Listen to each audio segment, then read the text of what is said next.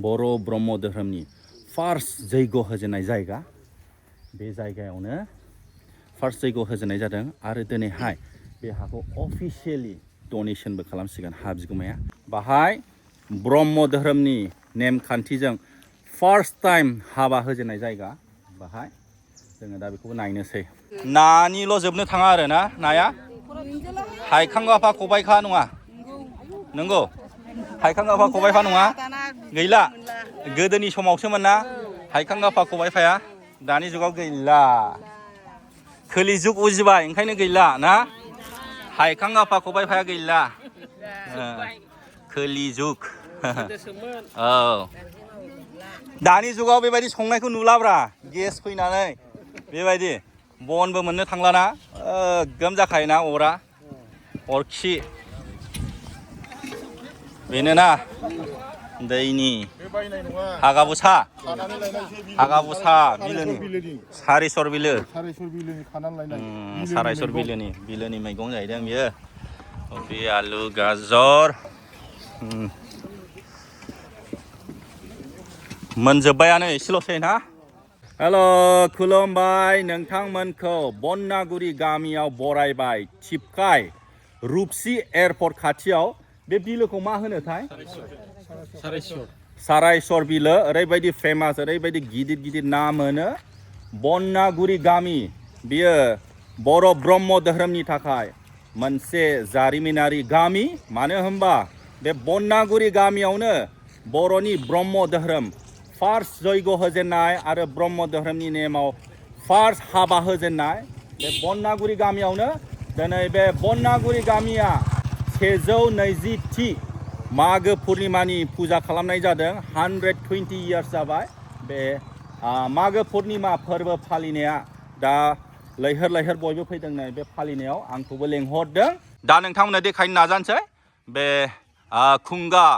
120थि मागो पुर्निमाखौ माबायदिहाय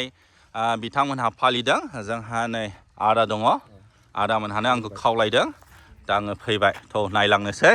बिथांमोनहा नै खौसेथि जानानै गेटबो बानायदों साजायदों लामाखौबो औ दे औ फंबायमोन मोजां ना दे बनागुरि बर' ब्रह्म धोरोमनि जारिमिनारि गामि मानो होनबा बे गामियावनो फार्स्ट ब्रह्म धोरोमनि जयग' होनाय जादों आरो बे ब्रह्म धोरोमनि नेमैहाय गिबि हाबाखौबो होनाय जादों बे आंनि नैथि बार बे गामियाव फैनाया आरो बे बनागुरि गामियानो जाहैबाय आन्डार काजिगाव साब डिभिसन ब्लक रुपसि आन्डार क'क्राझार डिस्ट्रिक्ट जेब्ला आं फैदोंमोन मबाइल टावारबो गैयामोन नै दा मबाइल टावारबो जाबाय खोनानो मोन्दों आं फैखांनायनि उनावनो बे मबाइल टावाराबो जादों दा नै गाजा गोमजा बे फोरबोखौ फालिनो थाखाय नै बयबो फैदों नै पेन्डेल दङ स्टेज दङ गुरुदेब कालिचरन बिथाङानो बे ब्रह्म धोरोमखौ बर'फोरनाव लाबोजेननाय जादोंमोन वेस्ट बेंगलाव थांनानै दा बिथांखौ मान बावगासिनो दं बयबो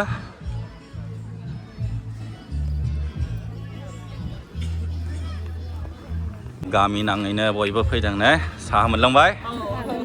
जयग'बो होखांबाय नामा होखांबाय गासिबो बे बनागुरि गामिनिनो काजिगावनिबो माखासे बे पर्बतजरा एरियानि बयबो खौसेथि फैदों काजिगावनि औ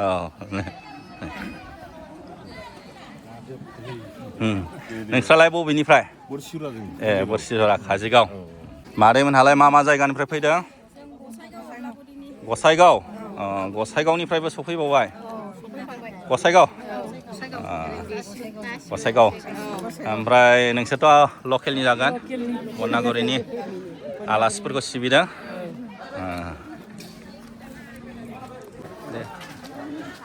गोजोननाय थाबाय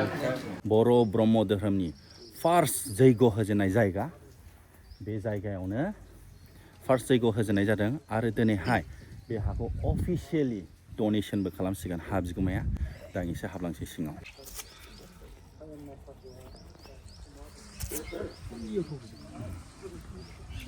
मोजां साजायदों ना जयग होखांबाय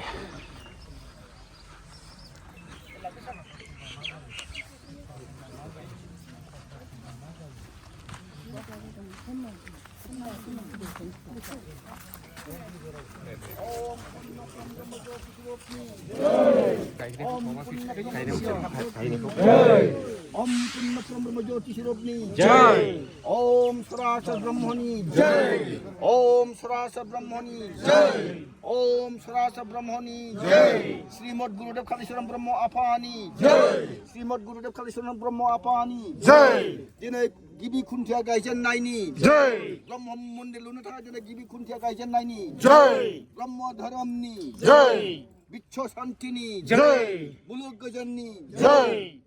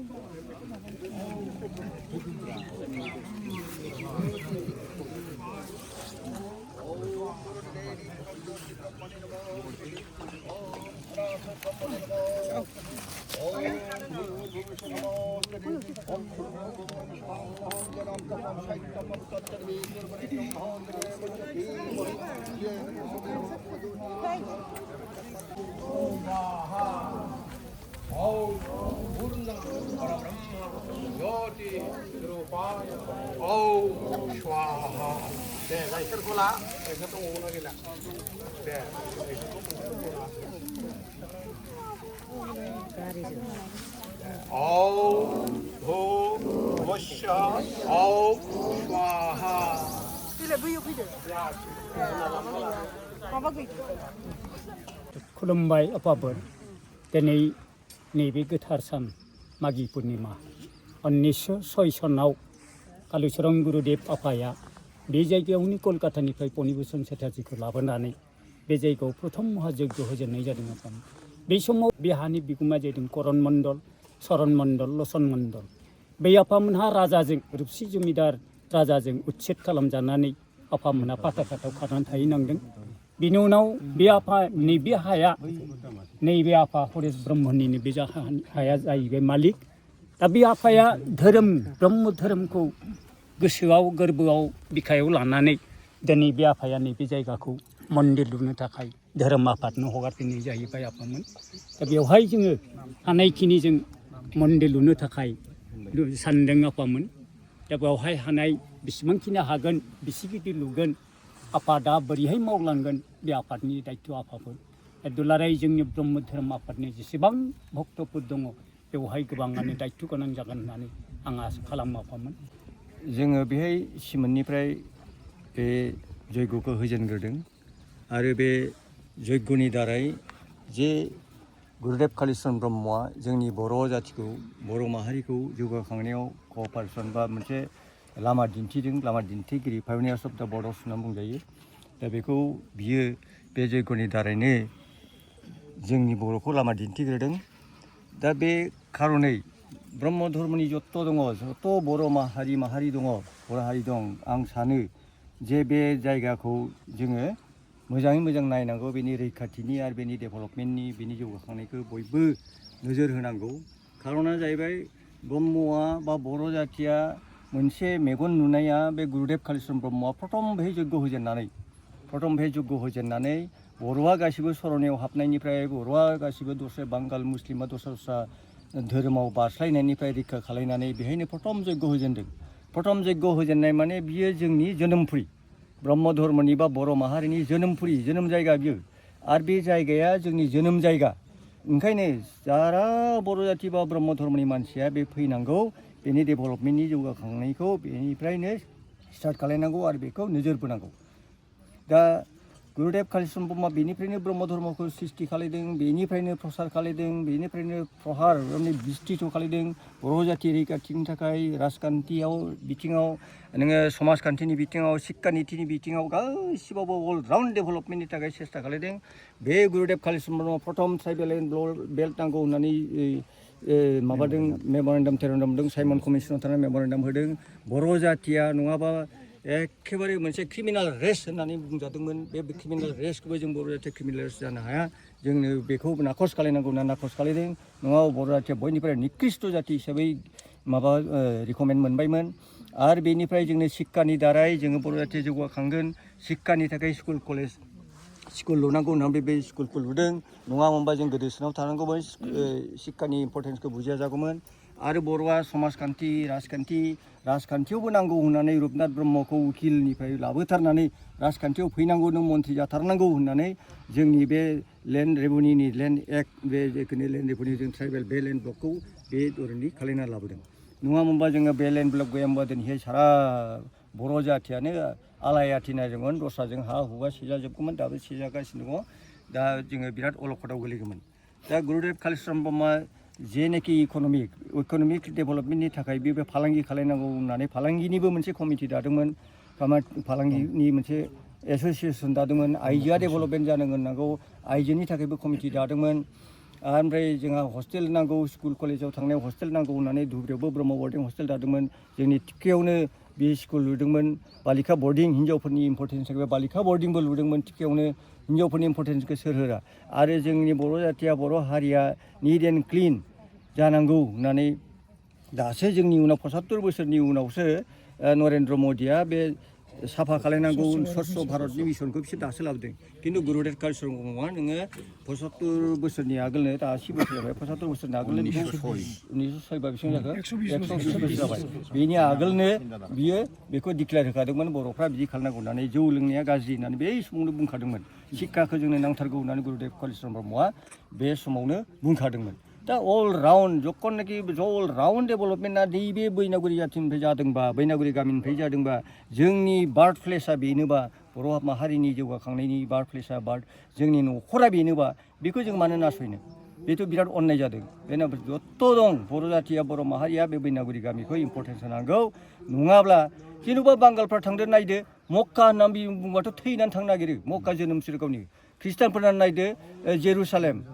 जेरुसालेम होननानै बुङोबा बेथेलहेम होननानै बुङोबा थैनानै थांनो नागिरो जोंना जोंनि जोनोम जायगा जोंनि जायगाखौनो जोङो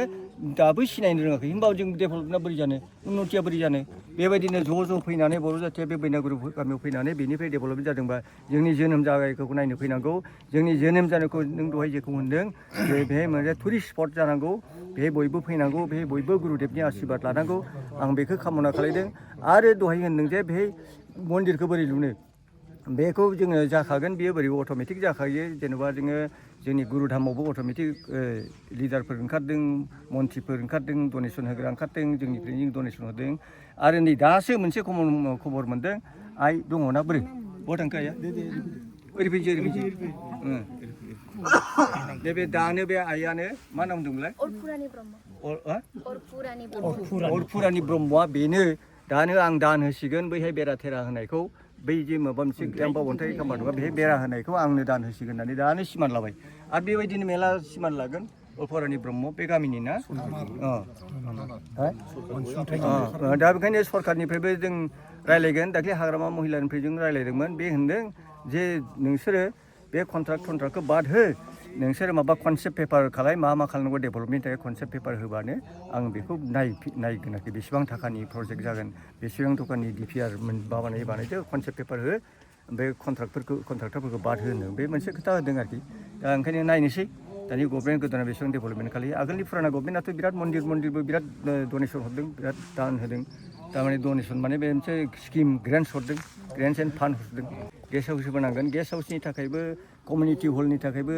बाजेट खालायबाय गुरुधामावथ' लुगासिनो दं कमिउनिटि हल बा गेस्ट हाउस बेबो गेस्ट जागोन बेयाव लुगासिनो दं आरो बैनागुरियावबो नांथारगौ दा बेखौ जोङो प्लटखौ नागिरनानै बेफोरखौ गासिबो प्लेन एन्ड इस्टिमेटखौ जोंनि प्रजेक्टखौ बे बानायनो थाखाय सेस्था खालायदों बेनो आरो जों जिरायनानै थानायनि खोथा गैया जों आवगायबाय थागोन जे जों गाव गावनि जायगानिफ्राय नुजाफैनाय जोंनि आलासिफोर आरो जोंनि गाहाय प्रेसिडेन्ट सेक्रेटारि बे ब्रह्म धर्मनि सेक्रेटारि आरो प्रेसिडेन्टफोर बिथांमोना फैनानै जोंनि रायजो राजाखौ लाबोनानै जे बेयाव ब्रह्म धर्मनि थाखाय जग्य होफैदों बेखौनो आङो खुब मोजां मोनदों बिनि थाखाय आं बे हाखौ एसे गोदो होखानाय हिसाबै बे हाखौ आं लादोंमोन दा बे हाखौ आं दान होनाय बादि जाबाय मा बुंगोन आं खुलुमबाय दिनै बे रायजो राजाफोर समस्त धर्म जोंनि धर्मखौ मोजां मोननानै फैनाय नुजाफैनाय आरो जिथु जोंनि बे बारि होनाय हिसाबै जिथु रायजो राजाफ्रा रिकुवेस्ट खालामदोंमोन धर्म मोजां मोनग्रा मानसिफ्रा ब्रह्म धर्म बेखायनो जोंनि आफा एसेबाबो बुंलांखाबाय जोंबो मोजां मोननानै जिथु धर्मखौ मोजां मोननानै जोंनि हाखौनो जिखिनि रायजो राजानिफोरनि बिनाय हिसाबै जों बेखौ दिनै दान होनाय जाबाय आरो बेनि मोनसे रिकुवेस्ट खालामबाय जिथु गुरुदेब कालिचरन ब्रह्मखौ बुंलांखांबाय जाहाथे जोंनि जिथु बुंलांखाबाय एसे आगोलावनो जोंनि बर'फ्रा बा बर' रायजोफ्रा बे गुरुदेब कालिचरन ब्रह्मनि थाखायनो मेगन नुजोब्बाय बयबो जाजोब्बाय जाहाथे जोंनि बैनागुरि जायगानि जे प्रथम स्टार्टिं जानायलाय जाहाथे जोंनि रानिं गभर्नमेन्ट बा रायजो राजाफोर बा मोजां धर्म मोनग्रा जाहाथे जोंनि गामिखौ जाहाथे मोजाङै अननानै डेभेलपनि थाखाय जिथु हिस्ट'रिकेल बायदि हिसाबै खालामो जों बेखौ जों दानि बे बिटिसि गभर्नमेन्ट खावलायनाय थाबाय आरो गतिके बेखौ बुंनानै मोजां आंनो फोजोबबाय जानाय लोंनायनिबो लाहार फाहार खालामगासिनो दङ मैगं हादों नोंस्रा मैगं न'नि ना बाजारनिफ्राय बायनानै लाबोनाय जाखो बाजारनि गामिना मोनथ'वाखै नामा दाबो बोथोर गदाय गामिना बोथोर गदाय ए हाया मोजां नङा गिसि नामा गोरानसो बे बिलो खाथियाव हा गोरान ख्रां ख्रां औ नानिल' जोबनो थाङा आरो ना नाया हायखांगाफा खबाइखा नङा नंगौ हायखांगाफा खबाइफा नङा गैला गोदोनि समावसोमोन ना हायखांगाफा खबाइफाया दानि जुगाव गैला खोलि जुग उजिबाय ओंखायनो गैला ना हायखांगाफा खबाइफाया गैला खोलि जुग औ गांजेमा मोनला ना हागाबुसा दैनिफ्राय लाबोनाय नामा ए खुंग्राफ्रा माथो गामिनि गोजाखा बननागुरि वा लाब्राया गोथाव नुथारबायलै लाब्रा दालि दहाय नों मैगं देखायना बेनो दा ए अनलाजों बरिया नुखाबाय नै गोथावनो ओमफ्राय नैबेलाय हागाबुसाजों अनला बेबो आलदा रोखोम बे आलदा नुथारदों माथो बेखौ औ दानि जुगाव बेबायदि संनायखौ नुलाब्रा गेस फैनानै बेबायदि बनबो मोननो थांलाना गोम जाखायोना अरा अरखि बेनोना दैनि हागाबुसा बिलोनि सारिसर बिलोनि मैगं जाहैदों बियो कफि आलु गाजर मोनजोब्बायानो एसेल'सै ना बा दालिया माथो समबार ना मा होनो समबार होनाय बा दैया बबेनिफ्राय लाबोखो ए ओमफ्राय नैबे टेंकिया सोरखारि नामा भारा बै साहा बागाननिफ्राय नामा ना भारा होग्रा थाखायो बिदि ए भारा होग्रा थाखायो मबाइल टावार सिगाङावथ' गैखायामोन आं जेब्ला फैयो होमबा बाहाय बाथोन ए बानलु सामब्राम बा गोथाव नाथारदों ए आंलाय बाथोन नादों सानदोंमोन खाथ्रालै टेकनिकआ देन्जार आंलाय सामब्रामखौ बाथोन नादों जोङो दा नै सारायसर बिलो खाथियाव फैबाय नै एसे दावखोआनो बिलो मोनबाय बाहाय ब्रह्म धोरोमनि नेमखान्थिजों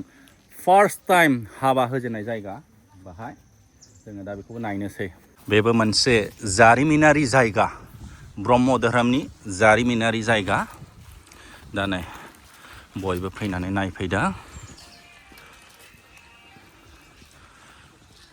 बाहाय अन्थाइ थरनै दङ।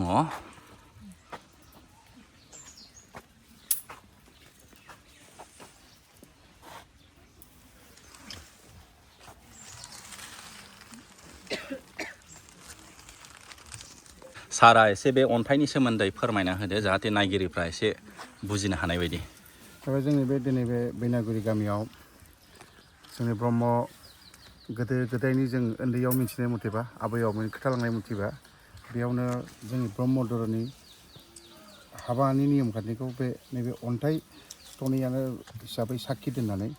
जोंनि बर'नि नेम खान्थि आरो हाबा होनायनि नियमखौ बेजों बानायनाय जादोंना जों गोदो आबै आबौनिफ्राय बेखौ खोनानो मोन्दों आरोखि। दा जों मोनसे खावलायो रायजो जानानै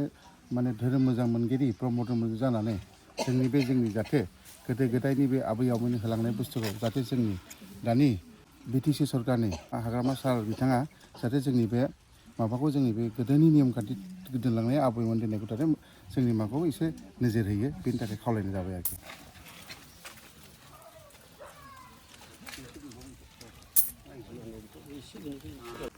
मादैमोनहालाय मा जायगानिफ्राय फैदों?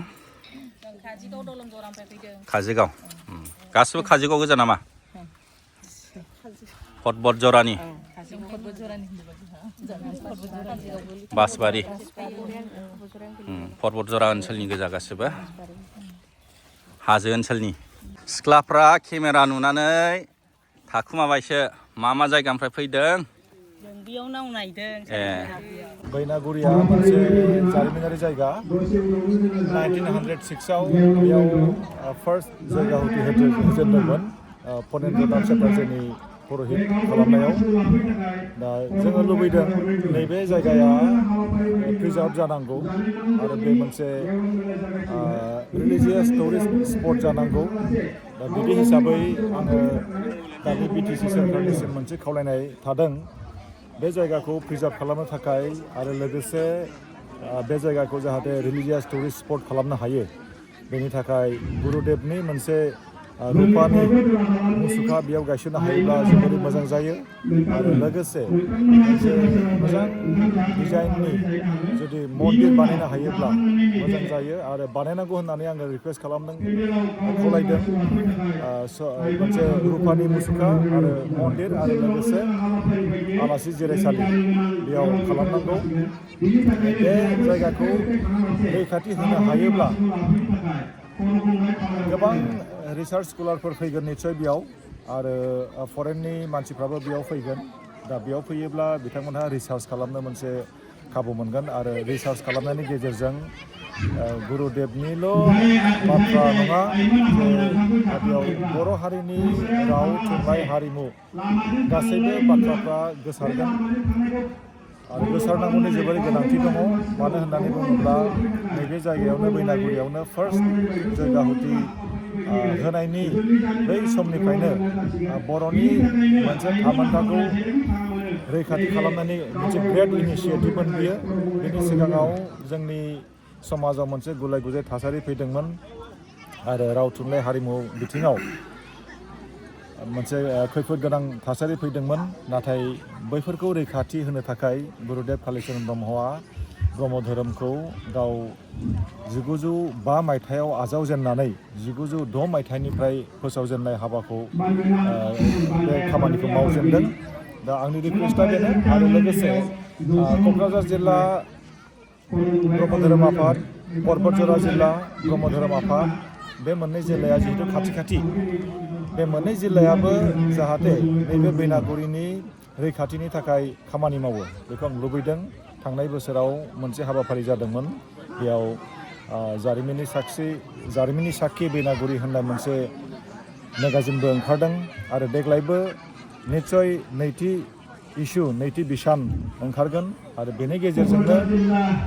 मोनसे प्रिजार्भ जानायनि बे इनिसियेटिभ आरो बेबायदि हाबाखौ जुदि बे मोननैबो जिल्लाया ज' जालायनानै बोसोरफ्रोमबो जुदि लाबाय थायोब्ला आरो आं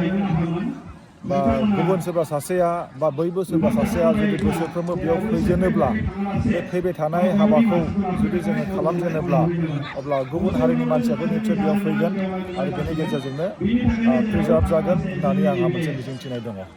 गावदां गावदां नुथारदों।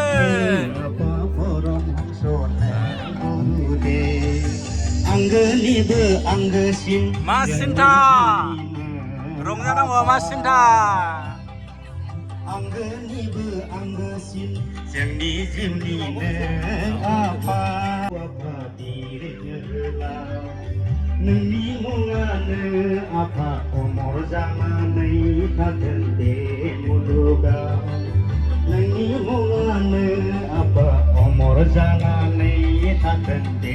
संसाराव ओ आफा गुरुदेव कालीचरण नै आफा परम हंस नै गुरुदेव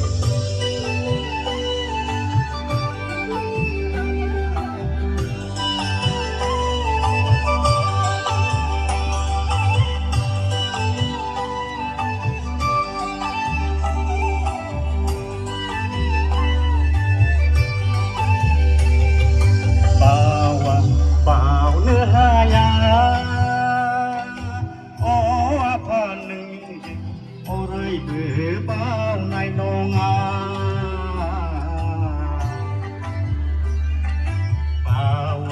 बावनो हाया अ आफा नोंखौ जों अरायबो बावनो हाया फैनाय नोंनि ब्रह्म धोरोमखौ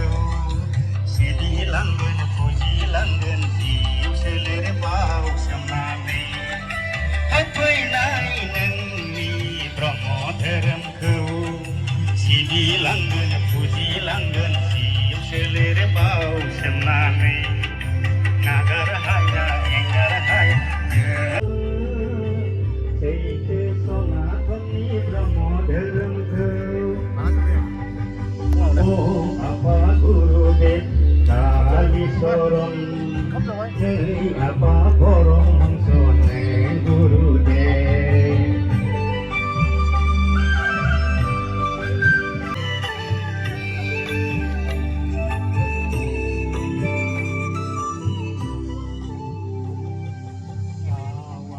बावनो हाया फोरोंलांनाय बोसोनफोरखौ बावनो हाया अ आफा नोंनि बे फोरोंलांनाय आदर्शफोरखौ अख्रां मायाव थानानै बर'नि आलफ्रेड बिथांखौ आखाइ थिखांनानै रायजोफोरनो सिनायथि लानो आरो बिथांखौ गांसे आर'नाइजों बरायनो खावलायबाय।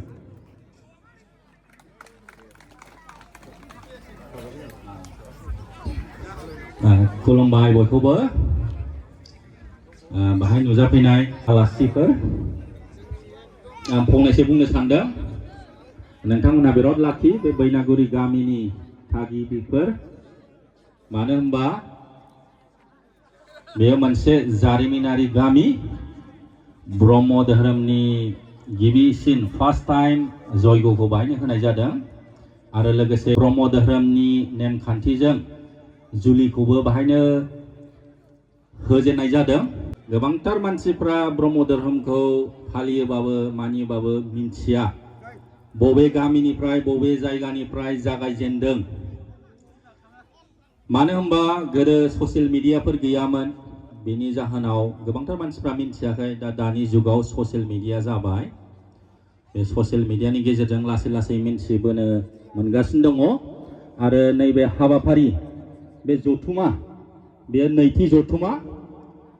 दा बिनि दारैबो मिन्थिलांगासिनो दङ दा आं बेखौनो खावलायो जेसेबां हायो एसेबां फोसावनो नाजादो मिन्थिहोनो नाजादो बे बैनागुरि गामियानो मोनसे नेरसोन ब्रह्म धोरोमनि आरो आं खावलायो दा बे बैनागुरि गामियाव गंसे गिदिर मन्दिर जानो थांगासिनो दङ ब्रह्म धोरोमनि मन्दिर दा आं बेखौनो खावलायो नोंथांमोनहा मन्दिरखौ जानला मोनला दा लुलाबाय प्रपार आर्किटेक्ट लानानै बे मन्दिरखौ लु जाहाथे माने प्रपार ब्लु प्रिन्ट लानानै ना प्रपार प्लानिं खालामनानै जाहाथे बे मोनसे पिलग्रिमेज इंराजियाव पिलग्रिमेज होनो बर'आव मा होननांगौ आं बावबाय थायो आरो मोनसे गोथार थावनि जानाय बायदि आरो बेजों लोगोसे मोनसे टुरिस्ट स्पट जानाय बायदि दा जेब्ला बेयो गोथार थावनि एबा टुरिस्ट स्पट जायोबा गामिनि मानसिफ्रा डिसिप्लिन जानांगोन ना मानो होनबा गोबां दाब दाब जायगानिफ्राय बे गोथार थावनियाव आर'ज खालामनो फैगोन ना फुजिनो फैगोन सोरबा सोरबा ओरैनो बेरायनोबो फैगोन दा बेनि थाखाय बे गामिया मोनसे एग्जाम्पल मडेल जानांगोन बेनि थाखाय जोङो साखोन सिखोनखौ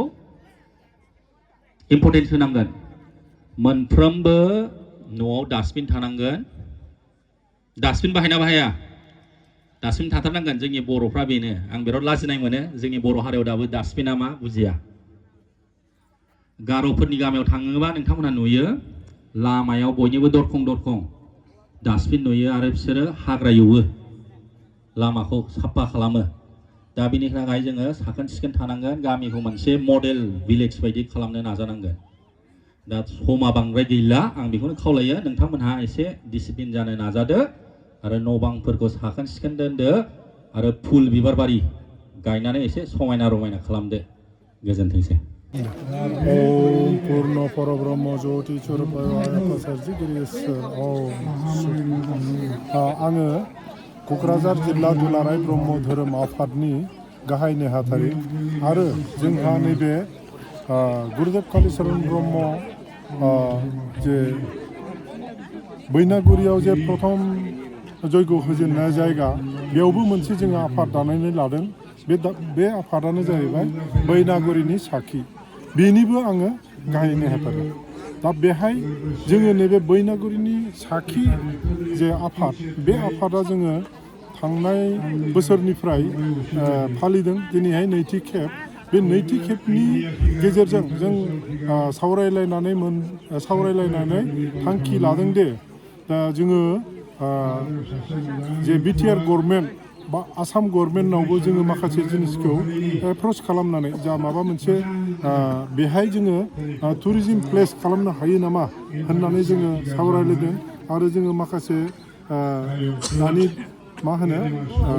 बिबानगिरिफोर जे माने राजनितिक बिबानगिरिफोर बिसोरजों एसे बिसोरनि खोमायाव होखाबाय दा जोङो मोनसे जोङो मोनसे लाइजाम होनांगौ बिसोरनाव जोङो मोनसे बेबायदि बे जायगाखौ डेभेलप खालामनायनि थाखाय बेयाव जुदि जोङो टुरिस्ट प्लेस खालामनो हायोबा जोङो बर' हारिया आरोबाव जेसेबां दा जौगादों बेनिफ्राय बांसिनाव जौगागोन मानो होनबा माखासे मानसिफ्रा बैनागुरि बे जिनिसखौ खोनादों नाथाय बबेहाय दं बेखौबो मोनथिया बेनिफ्राय ब्रह्म धोरोमा मा बेखौबो जोंनि बर' हारिनि मानसिफ्रा मोनथिबावा आं बेखौ गाहाय नेहाथारि जानानै माखासे आंनिनो लोगोफोर जिहेतु बे आंनि लोगोफोरनाव आं गुबुन जिल्लानि जेनेबा ओरै बाक्सा साइडनि ब्रह्म धोरोमा मा बिदिसो होननानै सोङो बबेनिफ्राय फैदों गुरुदेव कालीचरण ब्रह्मखौ सासे राइटार होननानै बुंदों आरो ओमफ्राय आं गोमोदों आरो आयौ नोंसिनि जायगाया बेबादि नामा होननानै आं बेखौ बुंथिलायनाय जादों दा बेनिखायनो आं सानदों जोंनि नैबे जों जे दानि आफाद गोदाना दानाय बे आफाद गोदान दानाया जोङो जोंनि रायलायनाय बादिबा जों बे एलेकाखौ डेभेलप खालामनो सानदों आरो जोङो डेभेलपा मा होनोबा जोंनो मोनसे मन्दिर नांगौ गोदो गोदाय बे 120 बोसोर जानानै 21 बोसोर सोलिगासिनो दं बेयावबो जोंहा खुनु निसान गैया थांनाय बोसोराव जोङो जोंनि क'क्राझार जिल्ला दुलाराय ब्रह्म धोरोम आफादहा माबा जादोंमोन सिलभार जुबलि फोरबो बे सिलभार जुबलियाव जोङो बेखौ रायथिलायनानै सावरायलायनायनि गेजेरजों बेखौ लाबोनाय जादों थांनाय बोसोराव बेनिफ्राय देग्लाय नैथि खेब जाबाय दा बेबायदि हिसाबै जोङो नाजागोन गुरुदेव कालीचरण ब्रह्मआ जोंनो होलांनाय नियम निथिजों थांनानै जों बर' हारिखौ बेसेबां फोजौनो हायो आरो बेथ' जौखादोंखानो जोङो नुबोदों गुरुदेव कालीचरण ब्रह्मआ जे जोंनो माबानि बे ट्राइबेलनि मोनथायफोरखौ होबोदों बे मोनथायफोरखौ बर' हारिनि माखासे मानसिफ्रा रायखांनो साना गुरुदेबा नोंगौ लेखा फरा बेहा बुरजा फरायनाय गैया नाथायबा बेनाव जि बे गुरुदेबनि जे बानिफ्रा बोसोनफ्रा बबेनिफ्राय फैखो बे जोङो साननो गोनां आरोखि बर' हारिया साननो गोनां दिनैहाय नोङो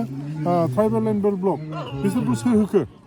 गुरुदेबानो होलांखानाय बिनिफ्राय आरोबाव नोङो फरायनायनि बिथोन राजनितिनि बिथोन बेफोरखौ सोर होलाङा गुरुदेबानो होलांदों दा गुरुदेबनिफ्रायसो जोङो सोलोंनांगौ गोबां दङ दा बेनिखायनो आङो बयबो जोंनि ब्रह्म धोरोमल' होननानै आं बुङा बर' हारिया गुरुदेबनि बोसोन जे बोसोन बे बोसोनफोरखौ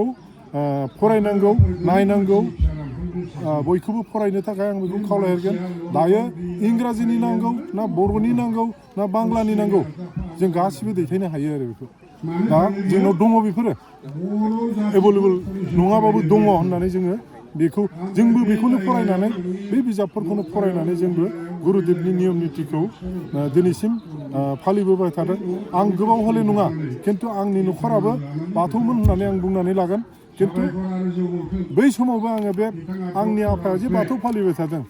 बोरमा दानथारनाय अमा दानथारनाय हांसो हाथारनाय फारौ हाथारनाय बेखौ आं सोंदों आफानाव आफा बे जिब जुनारखौ मानो दानथारखो होननानै बेबायदि आङो माने सोंग्रा मानसि आरोखि होमबा आंनि बैसोआ 6 कि 7 बोसोरल' बे समाव आं बेबायदि सोंबोनो हादों आरो बिफाया आंखौ दाद्रि होदों मा उल्था उल्था सोङोब्रा होननानै दा जाय हक बेयो आंनि सिंनि बाथ्राखौबो आं बुंदेरफाबाय खिन्थु आङो दा आं बिदि होननानै नैबे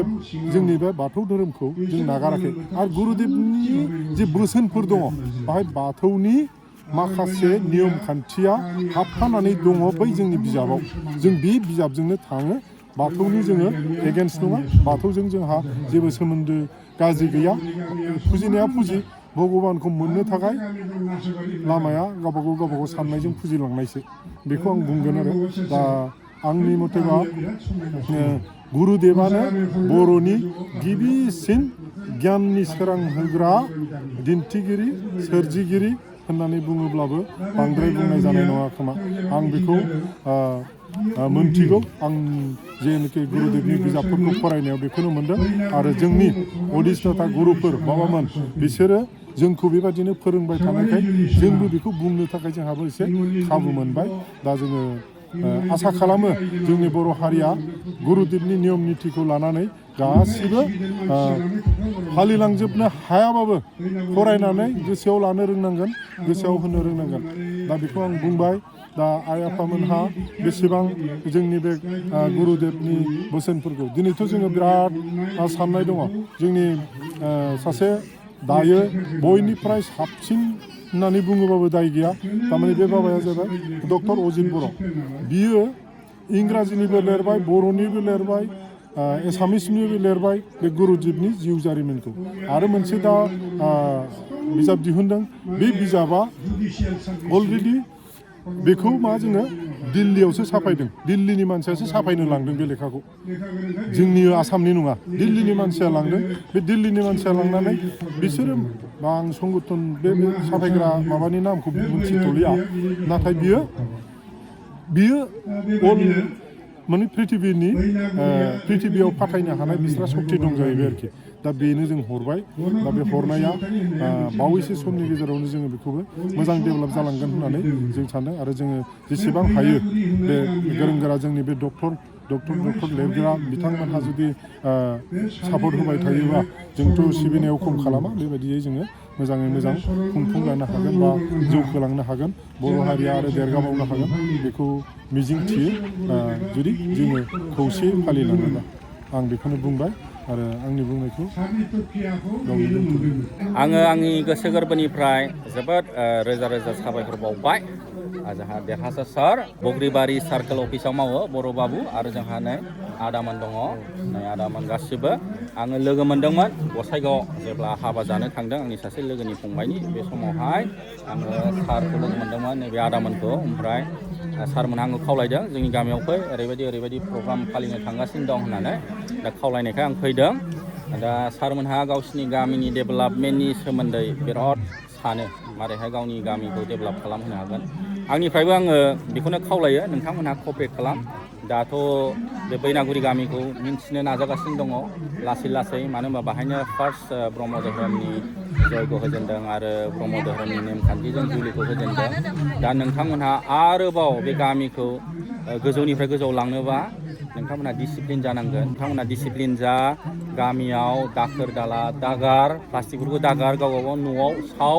आरो जेसेबां हायो डास्टबिनखौ गाव गावनि न'आव दोननो नाजा आरो लांगोना लामा सेरावबो दोननो नाजा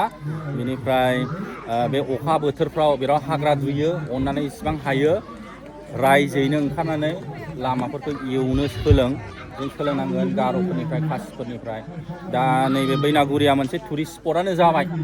दा बिनि थाखाय नोंथांमोनहा साखोन सिखोन दोननांगोन आरो नोंथांमोनहा एग्जाम्पोल देखायनांगोन नोंथांमोननि गामियाव बे बैनागुरि गामियाव बेरायनो फैबा बयबो नुनानै आरोबाव गोबांथार मानसिफ्रा फैगोन जेसेबां मानसि फैगोन एसेबां डेभेलप जागोन दा आं बांद्राय बुंला नोंथांमोनहा बुजिखाबाय जानो हागौ